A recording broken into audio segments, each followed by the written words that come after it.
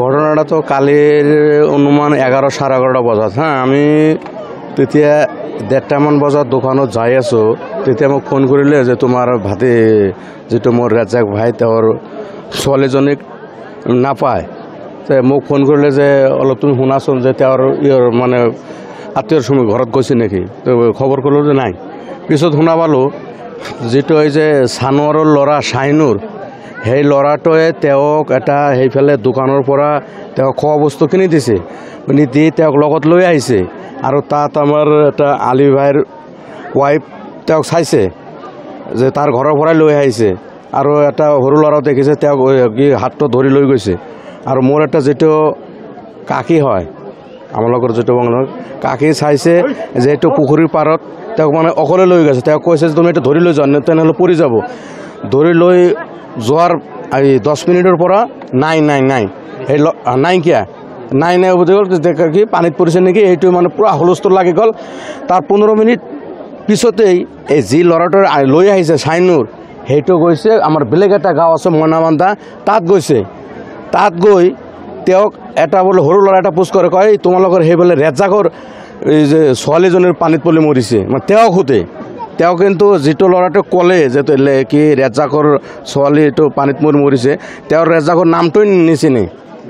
সেইটো আমি এতিয়া গম পোৱা মতে তেওঁ 10-15 দিন আগতে সোণাপুৰৰ পৰা এটা ছাগলী চুৰি কৰিছিল। এইটো ধৰা পৰি বহুত তেওঁক মাৰপিট কৰিছে। তেওঁ মানে পূৰা একেবাৰে শক্ত, তেওঁ ক'বই মানে স্বীকাৰে নকৰে। তথাপি পিছত চব স্বীকাৰ কৰিছে। তেওঁৰ গাৰ্জেনবিলাকো বেয়া, গাৰ্জেনবিলাক বেছি ভালদৰে শাসন নকৰে। আগত সোণাপুৰ এটা দোকানত সোণাৰৰ কাম কৰে, তাৰ পৰা বহুত মানে আংটি মালা এইবিলাক গহনা চুৰি কৰিছে। তেওঁ এইটো দোকানৰ পৰা ওলাই দিছে। আপোনালোকে সুধিলে গম পাব, ইয়াত ৰাইজ আছে, ৰাইজে বেছি ভালকৈ জানে। এতিয়া আমাৰ জনামতে তেওঁৰ গাৰ্জেনবিলাকে যি মোৰ ৰেজাকৰ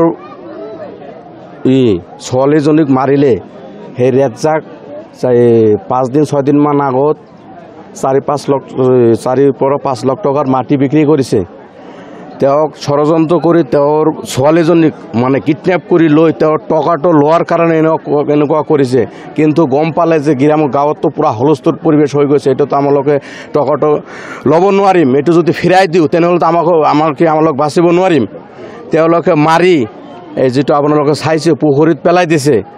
আৰু ৰাতিপুৱা আমালোকতো গোটেই ৰাতি ডিউটি আছিলোঁ যে ক'ত পেলাই দিয়ে এইটো চাম। আমাৰ বহুত ৰাইজ এশ ৰাইজ ৰাতি এইটো এইফালে ঘূৰি ফুৰিছে, একো পোৱা নাই। আৰু তেওঁৰ যিটো মামা খলিল আহমেদ আৰু এই শাহিনুৰৰ মামা আৰু শাহিনুৰৰ মা ময়ূৰী, কি তেওঁ এই দুজনে আমাৰ জাকিৰ হোসেন ভাইস্তাৰ ঘৰত ৰাতিপুৱা গৈছে, মানে তেওঁৰ ঘৰৰ ওচৰা ওচৰি, যে তোমালোকে কোৱা যে সেইফালে ডিগিত নিবিচাৰাই এই কি আবু জাহানৰ পিছফালেৰ ডিগিটো অলপ চাবলৈ কোৱা। সেইটো কৈ তেওঁলোকে ঘৰৰ পৰা নাইকিয়া হৈ গৈছে। তাৰ পৰা তেওঁৰ যিটো যে ল'ৰাটোৰ কি আছে শাহিনুৰৰ খুৰা তনু না তাৰ নাম, এই তনু হোসেনে এই ৰাস্তাত আহি কৈছে যে সেইফালৰ পুখুৰীটো চোৱা, কৈ তেওঁলোকে পলাইছে।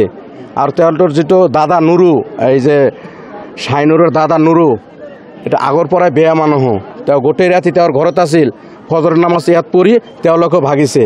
আৰু এই নুৰু কয় কি কয়, সেই বংশটোৰ লগত আমাৰ এইটো পুৰণা কিবা ৰিলেশ্যন আছে নে, সেইটো আমাৰ প্ৰতিশোধ ল'বলৈ বিচাৰিছে। তেওঁলোকে যিটো ৰেজাকৰ ল'ৰা এই ছোৱালী ৰেজাক সেইবিলাক নাজানে যে তেওঁৰ লগত কিবা আমাৰ বেয়া ৰিলেশ্যন আছিল নেকি। কিন্তু এই নুৰুৰ ল'ৰা মানুহজনো বেয়া, বুঢ়া মানুহ, টুপি পিন্ধি থাকে, বহুত বেয়া মানুহ। তেওঁৰ গাঁও কি চুমনিপাৰা আমাৰ ওচৰৰ গাঁৱত, তেওঁ আপোনালোকে যাই সুধিব পাৰিব যে তেওঁ মানুহটো কেনেকুৱা। তাৰ গাঁৱত তেওঁক নামাজ পঢ়িবলৈ নিদিয়ে, এনেকুৱা পৰিস্থিতি যে আমাৰ গাঁৱত আহি নামাজ পঢ়ে আৰু টপৰ বেছি কথা কৈ থাকে। আৰু এই গাৰ্জেনবিলাকে বেছি বেয়া, গাৰ্জেনবিলাকে লগত লৈ তেওঁক মাৰিছে। তেওঁ সৰু ল'ৰা এজনে অকলে মাৰিব পৰা নাই। তেওঁৰ লগত যিটো যে খলিল আছে, তেওঁৰ মা খলিল হয় তেওঁৰ মামা, তেওঁৰ মাই হয় ময়ূৰ, আৰু তেওঁৰ ভণ্টিও এটা আছে নেকি, নামটো মই নাজানো। আৰু তেওঁৰ যিটো দাদা নুৰু, আৰু নুৰুৰ 2টা না 3টা ল'ৰা আছে, এইবিলাক লগত আছিল। এইবিলাকতো এতিয়া পলাতক আছে। এটাকতো আমালোকে আটক কৰি পুলিচক দিছোঁ, আৰু 2টা না 3টা পলাতক আছে। এই তেওঁক গাৰ্জেনক বুলি এইটোক মাৰি তেওঁক এইটো পেলাই দিছে। সেইখিনিয়ে ঘটনা।